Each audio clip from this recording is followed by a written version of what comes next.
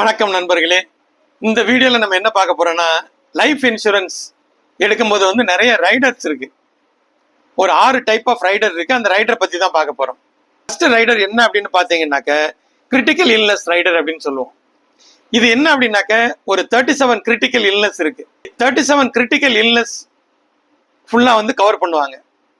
For example நம்ம critical illness வந்து நம்ம சம் அஷ்யூர்ட்ல இருந்து ஒரு பர்டிகுலர் பர்சன்டேஜ் எடுத்துக்கலாம். இப்போ ஒரு 5 lakhs இல்ல 10 lakhs கிரிட்டிக்கல் இல்னஸ்க்கு எடுத்திருக்கோம் அப்படின்னாக்க அந்த பர்டிகுலர் கிரிட்டிக்கல் இல்னஸ் டயக்னோஸ் பண்ணி டாக்டர் ஒரு சர்டிபிகேட் கொடுத்துட்டாங்க அப்படின்னா அதை கம்பெனில கொடுத்துட்டாக்க அவங்க வந்து நம்ம வந்து அந்த இதுக்கு வந்து 5 lakhs போட்டிருந்தோம் இல்ல 10 lakhs போட்டிருந்தோம்னா அந்த அமௌண்ட்டை நம்ம பேங்க் அக்கௌண்ட்டுக்கு டிரான்ஸ்ஃபர் பண்ணுவாங்க. அதோட அந்த ரைடர் வந்து க்ளோஸ் ஆயிடும். ஆனா பாலிசி வந்து ஆக்டிவ்ல இருக்கும்.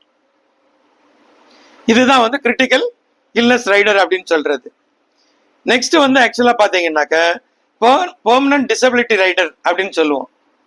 இந்த பெர்மனன்ட் டிசபிலிட்டி ரைடரும் நார்மலா என்ன அப்படின்னாக்க அஷ்யூர்ட்ல இருந்து 120% கொடுப்பாங்க.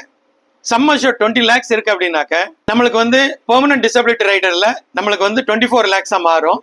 இதை ஒரு சிங்கிள் டைமா கொடுக்க மாட்டாங்க. 12% ஆஃப் 5 years கொடுப்பாங்க. அது 60% 5 years ஆயிடும். அந்த 5வது வருஷ கடைசியில வந்து நம்மளுக்கு வந்து ஃபுல்லாவே வந்து அந்த ரிமைனிங் இருக்க அமௌண்ட்டை கொடுத்துருவாங்க. அது வந்து பாத்தீங்கன்னா லைஃப் கார்டியன் பெனிஃபிட் அப்படின்னு சொல்றது. இப்ப நிறைய பேர் வந்து குழந்தைங்களுக்கு வந்து அப்பா வந்து ப்ரொபோசரா இருப்பாங்க. ஸோ இந்த மாதிரி இருக்கும் பட்சத்துல இந்த ப்ரொபோசருக்கு வந்து ஏதாவது ரிஸ்க் ஆயிடுச்சுனாக்க அந்த ப்ரீமியம் ஃபார் எக்ஸாம்பிள் ஒரு 10 yearsக்கு எடுத்திருக்காங்க, ஒரு 2 yearsலயே வந்து ரிஸ்க் ஆயிடுச்சு அப்படின்னாக்க அந்த இருக்கக்கூடிய ப்ரீமியத்தை வந்து கம்பெனியே பே பண்ணிடும். பாலிசி அதனால வந்து லைவ்லயே இருக்கும்.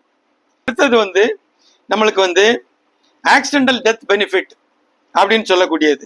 இது வந்து ஆக்சுவலா வந்து சம் அஷ்யூர்ட்ல இருந்து 10 லட்ச ரூபாய் இருக்குன்னா 3 times எடுத்துக்கலாம். 30 lakhs அது மாதிரி எடுத்துக்கலாம்.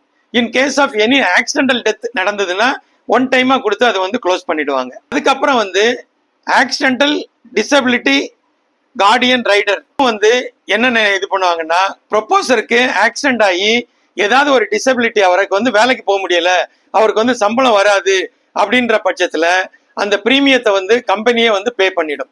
அதுக்கு அடுத்தது பாத்தீங்கன்னாக்க டேர்ம் பெனிஃபிட் ரைடர் அப்படின்னு இருக்கு.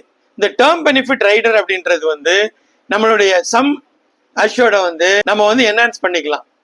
ஸோ இந்த 6 ரைடர்ல உங்களுக்கு எது தேவை அப்படின்றத நீங்க வந்து ஒரு லைஃப் இன்சூரன்ஸ் எடுக்கும் போது ஃபினான்ஷியல் அட்வைசர்கிட்ட கன்சல்ட் பண்ணிட்டு எடுத்துக்கோங்க. ஐ திங்க் இதுவரை சொன்னது ரொம்ப யூஸ்ஃபுல்லா இருந்திருக்கும்னு நினைக்கிறேன். உங்களோட ஃப்ரெண்ட்ஸ் அண்ட் ரிலேட்டிவ் ஷேர் பண்ணுங்க. நன்றி, வணக்கம்.